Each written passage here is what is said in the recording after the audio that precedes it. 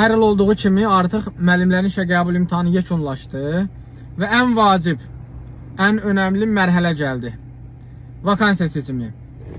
Amma hansı vakansiyanın seçimi? Hardadır o vakansiyalar? Niyə yoxdur?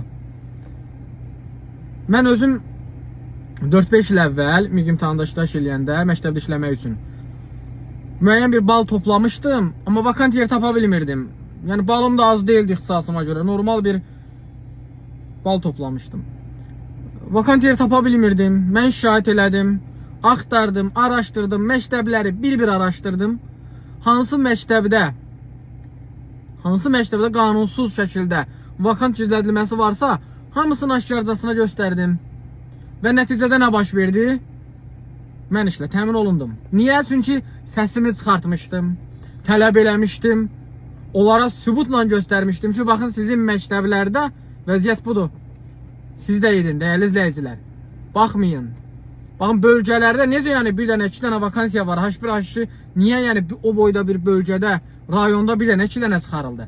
Yaxşı, ikinci mərhələdə necə olacaq? Səsinizi çıxarın ki, heç olmasa, ikinci mərhələ üçün getsinlər, işləsinlər. Kimlər işləsin bilirsiniz? Baxın, regional şöbələr nə işə yarayır? Hər təhsil sektoru var, hər bir rayonda, şəhərdə nə işə yarayır bunlar? Nə işlə məşğuldular? Gənclər günündə isə gəz müəllimləri təbrik eləyəcəklər.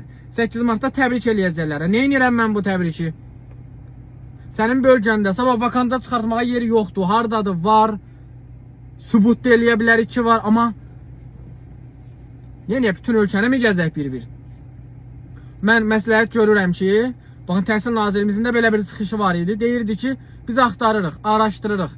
Qanunsuzluq varsa həll edəcəyik.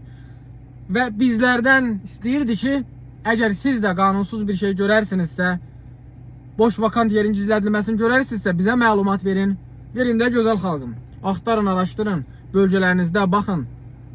Bu adamların vecinə deyil. Nə edir təhsil sektor rəhbəri? Oturub orada, nə işinə lazımdır? Başım dinc oturmuşam. Səs çıxartmaq lazımdır. Regional şöbələr, yenə deyirəm, nə işə baxır? Təhsil sektorları nə işə baxır? Niyə il ərzində axtarıb, araşdırıb üzə çıxarmırlar? Bunların təbii ki, səbəbləri var. O deyirlər, göz kölgəliyi. Direktorların bəzilərindən gözləri kölgədir. Ona görə ən böyük xəyanət təhsildə olur həmişə. Yəni, vətənə xəyanətin ən böyüyü təhsildə olan insanları aldatmaqdır. Təhsil elə bir şeydir ki, burada olmaz, belə olmamalıdır, düzəlməlidir bunlar. Vakant yerlər çox təhsilində, axtarsa o qədər boş yerlər var ki, amma üzə çıxarılmır. Reallıq budur. Bunu biz illərdir görürük. Kim səsini çıxardırsa, onu müəyyən dərəcədə sözünə, belə deyək də, fikrinə baxırlar, qalan insanlar qalır. Səsinizi çıxarın, durmayın, dayanmayın, tələb eləyin. Təkcə Təhsil Nazirindən tələb eləməyin. Bu iş təkcə Təhsil Nazirinin və onun istəyən edəcəyi bir şey deyil. Təhsil sektorlarından tələb eləyin. Yığışın qarşısına, həmin bölgədə. Gəlsinlər, açıqlama versinlər sizə. Yəni, bu ölkədə bir nəfər açıqlama verən adam Təhsil Naziridirmi? Niyə? Bəs digərləri, hardadır sektor rəhbərləri? Yenə deyirəm, regional şöbənin rəhbərləri niyə insanlara çıxıb məlumat vermirlər? Onların problemini həll eləmək üçün bir addım atmırlar? Niyə məktəb direktorlarını çağırıb bir tənbih eləmirlər? Hardadır bu vakansiyalar demirlər? Yaşı keçmiş bir müəllim, o müəllimlərlə bir işimiz yoxdur, Allah canlarını sağ eləsin, onlarla problemimiz yoxdur. Amma yaşını çatırıbsa, ən azından gənclərə yer vermək lazımdır.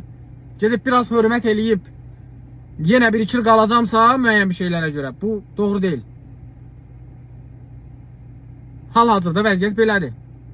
Biri kar-kar, kör-kör. Yəni, bir dur demək lazımdır. İnanıram ki, sizlər də səsinizi çıxaracaqsınız və öz haqqınızı tələb edəcəksiniz. Bu qədər hazırlaşmışsınız, bu qədər əziyyət çəkmişsiniz. Bu sizin haqqınızdır. Tələb eləyin.